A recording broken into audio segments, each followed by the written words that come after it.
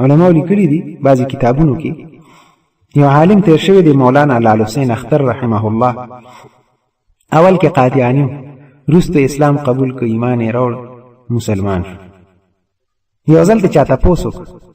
وی ته څنګه توبه دې وویسته او د مرزایت قادیانیتوب نه راوړی دی مسلمان شو نو دا عالم ورته وی یو ځل زه ودومه خوب کې وینم چې خلک ولاړ دي داسې په قطار باندې وی ما زه ورغلم ما تپوس وکړو چې څه چل دی تاسو په قطار ولاړ نو یو کس راته ووایي چې پیغمبر علیه الصلاة والسلام را روان دی او موږ ورته په قطار کې ولاړ یو دا ټول د هغه د زیارت بندوبست چې د پیغمبر علیه السلام زیارت وی زما قطار کې ودرېدم وی ما وی چې زم د پیغمبر علیه السلام زیارت په وکړم وی قطار کې ولاړ یم دې خلکو ته ومې کتل وی د هر سړي په سر باندې یو یو بلب بل وی چې ما داسې خپل سر ته وکتل نو وی بلب و خو رڼا پکې نه وه بلب مړو وی زه ډېر خفه شوم او شرمنده شوم چې د ټولو په سرونو باندې بلفونه بل دي او زما په سر باندې بلب مړ دی خیر دغې ملامتیا کې دا قطار داسې روانو اخره کې زه پیغمبر علیه الصلاة والسلام ته ورسېدم خو ډېر شرمنده وم وی پیغمبر علیه الصلاة والسلام سره مې مصافحه وکړه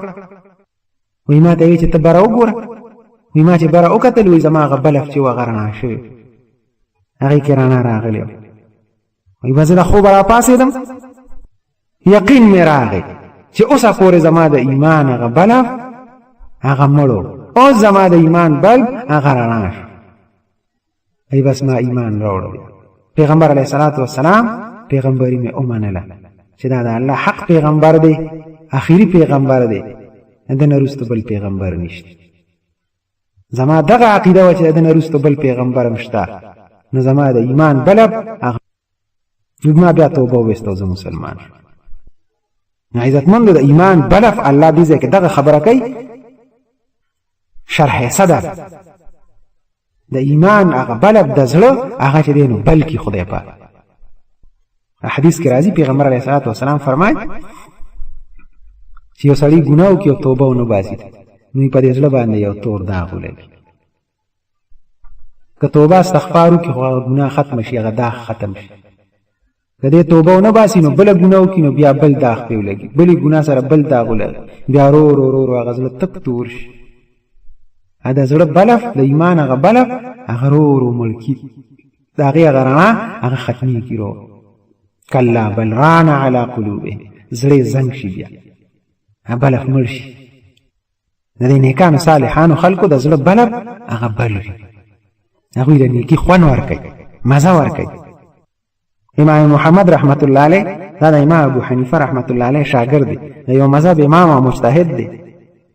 د څوارلسو کالو امام ابو حنیفه رحمت الله علیه مجلس ته راغی د یو مسئلې تپوس یې امام ابو حنیفه رحمت الله علیه ته وی د ماسخوتن مانځه نه وروسته یو هلک دی هغه بالغ شو اوس دا د ماسخوتن لمونځ به دې دوباره راګرځوي که به یې نه راګرځوي د دې نه مخکې خو په ده فرض نه اوس د ماسخوتن لمونځ شوی دی او د دې نه وروسته یو سړی بالغ شو یو هلک بالغ شو بلوغ ته ورسېد دغه لمونځ به دې راګرځوي که به یې نه راګرځوي امام ابو حنیفه رحمت الله علیه وله جواب ورکړ ویې دغه لمونځ به دې راګرځوي ځکه د ماسخوتن وخت لا داخل او دې کې دې بالغ شو نو دې به لمونځ کوي اوس د ماسخوتن لمونځ به کوي دوباره به یې راګرځوي امام محمد رحمت الله علیه پاڅېد او د جومات په ګوټ کې ودرېد او د ماسخوتن لمونځ یې راوګرځوي دا ډومبۍ مسله وه چې په دغه وخت کې د امام ابو حنیفه رحمت الله علیه نه تپوس کړ امام ابو حنیفه رحمت الله علیه تعجب سره اظهار فرمایه وی دا هلک انشاءالله الله به د زړه د علم نه ډکوي د خپل نور نه به یې ډکوي امام محمد رحمت الله علیه په یو بله موقع باندې بیا راغی خپل پلار سره د امام ابو حنیفه رحمت الله علیه مجلس ته امام ابو حنیفه رحمت الله علیه ته تپوس وکړ وی قرآن مجید دې یاد دی ده ورته وی حضرت نه مې دی یاد څه لږ حصه مې یاده ورته وی تلا شاول د قرآن مجید حفظ وکړه، بیا به راځي زمانه به نور علوم یادې، فقه علوم به بیا وروسته یاد. امام محمد رحمت الله علیه لا ور ورځې پس بیا راغی، هفته پس بیا راغی، قرآن مجید مکمل یاد کړی په ور ورځې کې. امام ابو حنیفه رحمت الله علیه ته امتحان واغش، یو ځای تپوس کړی، بل ځای تپوس کړی، بل ځای تپوس کړی، قرآن مجید ورته ښه کلک یاد و. چې ښه تسلي یې وشوه بیا ورته ویې راځه اوس په درس کې شامل شه. بیا د فقه په درس کې، د قرآن او د حدیث په درس کې بیا شامل شه. یو لوی عظیم مجتهد الله د هغه نه وګرځو. د زړه هغه شمع او د زړه هغه بلد هغه یې رڼا و. الله والا دغه زړه رڼا کړی او عزتمندو دا داسې رڼا ده چې د چا د زړه یو بلب یو ځل رڼا شو هغه بیا مړ کېږي نه.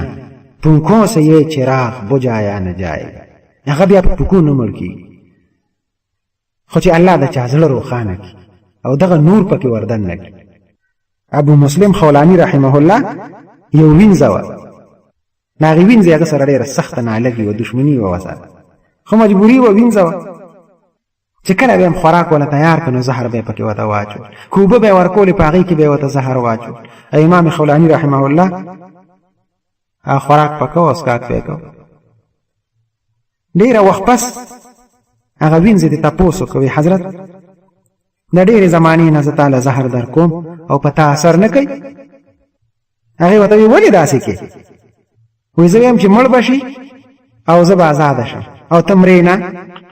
لوی عمر دی بوډا شوی، مرګ دله نه راځي. زه یم چې کله به ته مړ شي چې زه ازاده شم. خپلې ازادۍ ته بس هغې تلوار یې نو ټول عمر مې دله زهر درکړل خو هېڅ اثر د باندې نه کوي، دا څه چل؟ ابو مسلم خولاني رحمه الله ورته وفرمایل وی کله چې ته ماله خوراک راوړې یا اوبه راوړې څښاک راوړې نو زه چې هغه کوم نو زه بسم الله الرحمن الرحیم وویم، نو هغه زهر په ما اثر بیا چېرته کوي؟ ما خو کریمه ویلي هغې دغه بلب نه مړ کېږي، دغه نور دا په زهرو باندې بیا نه مړ کېږي، نه ختمېږي. دا داسې رڼا ده چې د چا زړه ته د ایمان رڼا ورکو شو. تاسو ګورئ نن دنیا کې کفار شروع دي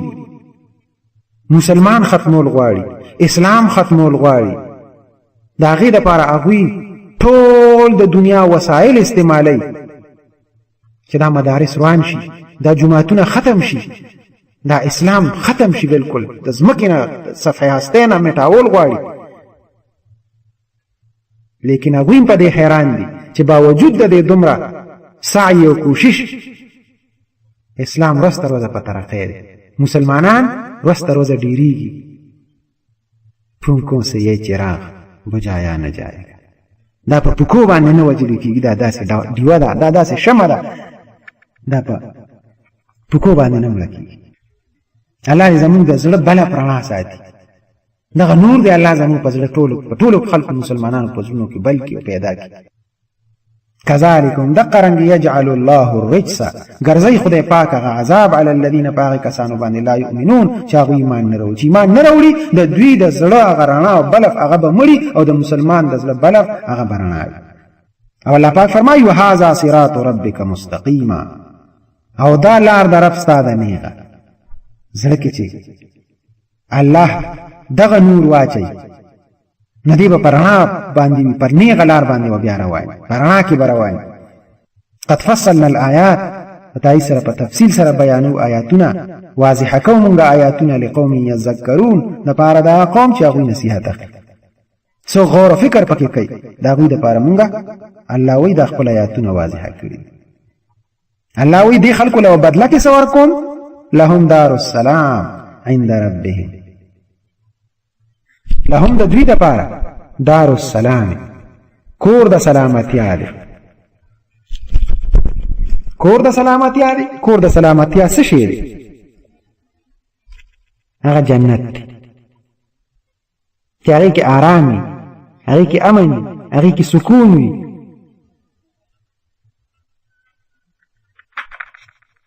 نو هغه یو جنت دی. الله وی دوی له جنت وای لهم دار السلام د دوی لپاره کور د سلامتیا دی عند ربهم پنځ د رب د دوی مفسرین لیکلي دي دار السلام نمراد په آخرت کې جنت دی الله وی زب جنت ورکړه بعض علماء لیکلي دي چې دا دنیا به مولا خدای پاک دار السلام وګرځي د امن کور به وګرځي ولمن خاف مقام ربه جنتان سورہ رحمان کې الله پاک فرمایي څوک چې د الله نه ویریږي د ده لپاره دوه جنت دي یعنی څوک چې د الله نه یریږي هغوی له به الله آخرت کې هم هغه جنت هم ورکړي او دا دنیا به مولا الله جنت کړي د خوشحالۍ او د امن ژوند د آرام او د سکون ژوند هغه به خدای پاک په دې دنیا کې هم ورکړي لهم د دوی دپاره دار السلام کور د سلامتیا دی دا ژوند به هم الله د امن او د خوشحالۍ کې او آخرت کې به مولا جنت ورکړي وهو وليهم او دا خدای پاک مددگار د دوی دی بما كانوا يعملون په سبب دا چې دوی کوم عمل کوي نیک عمل کوي ایمان قبول کړی دی د الله رضا حاصلوي الله وایي زه د دوی مددگار او دوست او الله فرمایي د قیامت ورځ را روانه ده نو د چا زړه شمع چې بله ده او د چا هغه مړه ده دا ټول به زه راجمع کوم که هغه انسانان دي او که هغه پیریان دي الله وی زه به ځان ته راجمع کوم او بیا به ورسره زه حساب کتاب کوم او یو بل سره چې کوم زیاتې او ظلمونه کړي دي د هغې تپوس پتې کوم الله باید جناتو ته ووایي دې آیات کې الله پاک د دغه ذکر کوي پیریانو ته جناتو ته به الله ووایي چې تاسو خو د دې انسانانو نه ډېر خلک تابع کړي د خپل ځان تاسو د دوی نه ډېر هم وی او بیا دا خلک تاسو د انسانان تاسو بیلاری کړي خپل تابع کړي مو چې تاسو به څه وی ورته هغه به دوی کول ولې هم داسې کول د هغې محاسبه به وکړي او دا انسانان دوی به مو وایي چې یا رب العالمینه مونږ هم فایدې د دوی نه واغېښتې دوی زمونږ نه فایده اخېسته مونږ د دوی نه فایده اخېسته په دنیا کې دا خلکو جنات تابع کړي وي او د هغوی نه مختلف کارونه اخلي نو الله به د دې یو څیز تپوس کوي چې جناتو تاسو انسانان ولې ګمراه کړي او انسانانو تاسو چې دې نو جناتو سره تعلق ساتو او په هغوی باندې ناجایزه کارونه کول ناجایزه تعلقات هم سره ساتل الله به دوانو سره د دې حساب کتاب ويوم يحشرهم جميعا ورځ د قیامت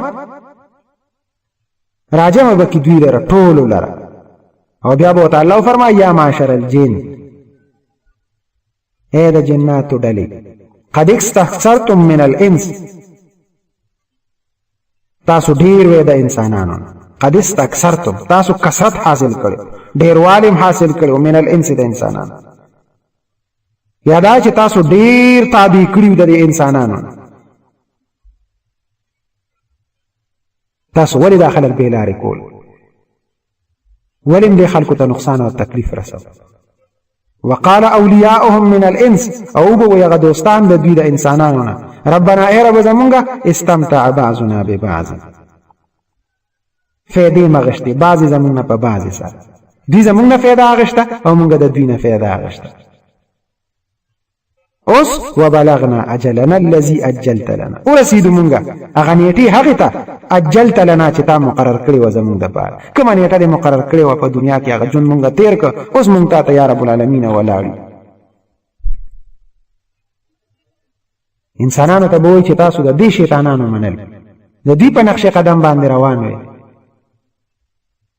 کفر هم اختیار کړو شرک هم اختیار کړو دا غي په بدله کې اوس تاسو جهنم ته او اے جناتو چې تاسو داخله گمراه کړیو نو څنګه چې دوی جهنم ته غورځون دغه سی وسره تاسو جهنم ته غورځون الله به وته وای زه جهنم ته قال او وی ته خدای پاک النار مسواکم اور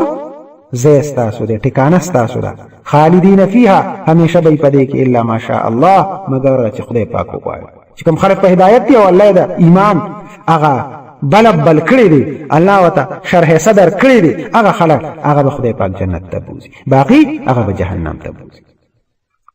الا ما شاء الله مگر هغه چې خدای پاک خوښ ان ربک بشکر ربستا حکیم د حکمت والا ذات دی علیم او عالم ذات دی الله پاک فرمایي چې چا عمل څنګه وي د کوم عمل خاوندان الله وی هغه به زه یو ځای کړم چې په دې دنیا کې تا چا سره تعلق ساته دیندارو سره دې ساته او که بېدینو سره دې ساته که دیندارو سره دې ساته الله وی آخرت کې به د هغوی سره یو ځای کړم او که بېدینو سره یې ساته بېدینو سره به دې الله وی یو ځای کړم وکذلک همدغه رنګې نولي بعض الظالمین بعضا یو ځای کوو مونږ د بعضې ظالمانو لره بعضې سره بما کانو یکسبون په سبب د هغه چې دوی کوم کسب کوم کوم عمل یې کوم هغې عمل د وجې نه الله فرمایي زه به دوی را یو ځای کړم قرآن مجید کې بل ځای کې راځي واذا النفوس زوجت